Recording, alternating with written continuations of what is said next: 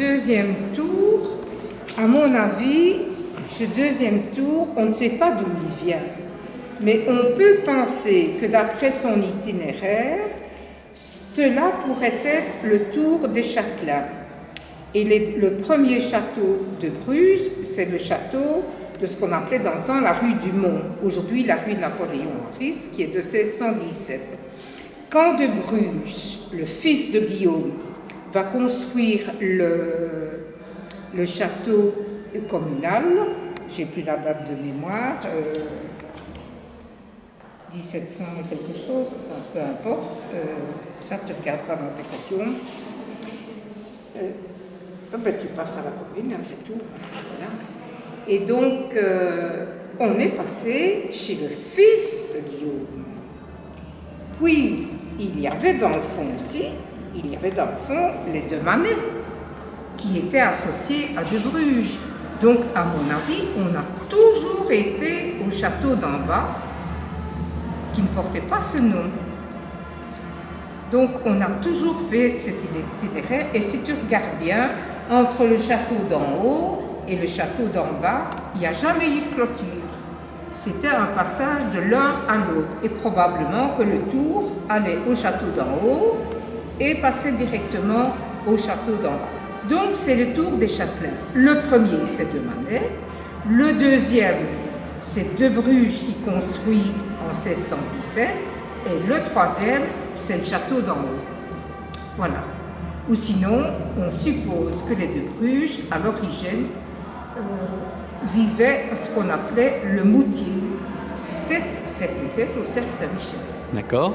Alors, évidemment, il y a 3 pèlerinages annuels avec les reliques de Sainte-Rolande. Pourquoi en fait 3 pèlerinages et dont en fait un petit tour, un moyen tour et un grand tour? Mais le petit tour, c'est certainement celui du vieux village de Gerpine au temps de la Halle en 1103. C'est le tour qu'on aura fait avec la première chasse romane de Sainte-Rolande, qui a été élevée sur les autels ici par le prince évêque Audebert. Voilà.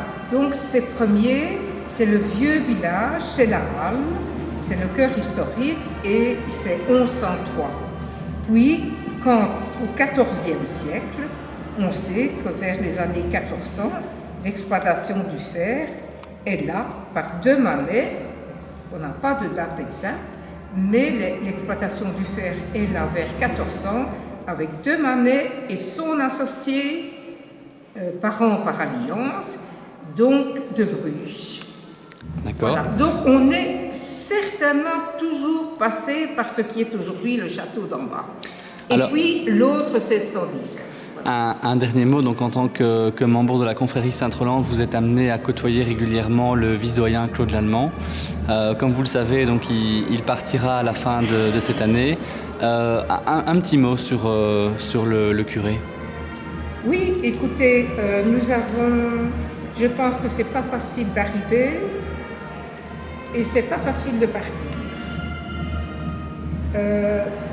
En tant que prêtre, surtout qui n'est pas du terroir, c'est toujours être parachuté par des coutumes, s'adapter à ces coutumes, tout en ayant une perspective de pastoral qui va du plus petit à l'aîné. Et cela avec toute une équipe. Bon, monsieur le curé Lallemand a mis ses marques dès le départ, et le nouveau mettra ses marques.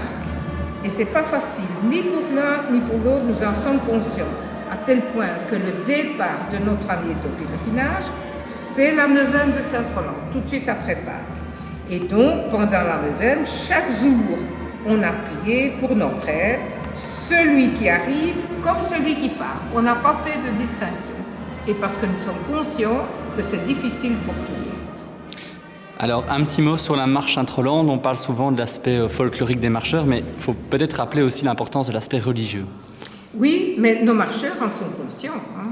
Regardez, c'est eux qui nous aident, qui escortent notre procession. Regardez, ils sont toujours de plus en plus nombreux. Quand je suis arrivée à la confrérie, la croix qui ouvrait le pèlerinage, on la mettait derrière les marcheurs. Moi j'ai dit, pas tout ça, nous sommes tous dans la procession.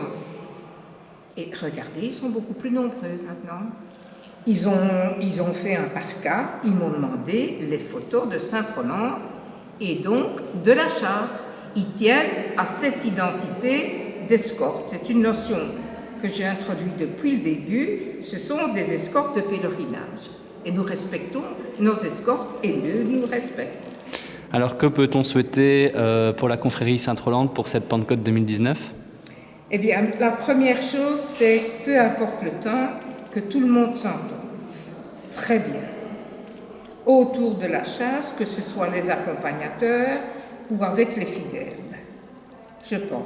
2, ce que j'attends, c'est qu'on respecte la chasse.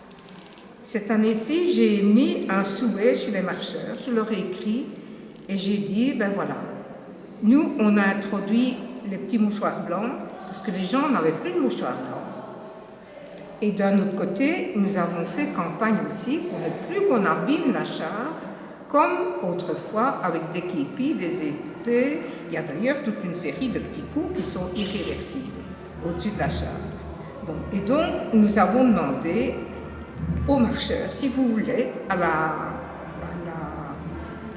remise des costumes, de proposer ces mouchoirs blancs, de ne pas les imposer. Moi, j'ai une compagnie qui en a pris 100. J'ai une compagnie, c'est la 3e année que eux l'ont demandé. L'initiative vient d'eux. Ils en prennent 50. Et d'autres compagnies m'ont déjà demandé, une autre aujourd'hui m'a encore demandé 50. Mais vous voyez, j'ai donné ce petit courrier-là en les remerciant parce qu'avant de démarrer, je remercie, moi. Hein? Je remercie pour que les termes soient ancrés d'escorte, de valeurs, et chacun son rôle, mais tout le monde ensemble. Et cette année-ci, j'avais mis d'une autre couleur un petit papier concernant les mouchoirs. Bon, mais parfois, pourtant il était d'une autre couleur, hein, parfois il est passé inaperçu. Ça se respecte, ça viendra avec le temps. Merci beaucoup. Et de rien, et de rien.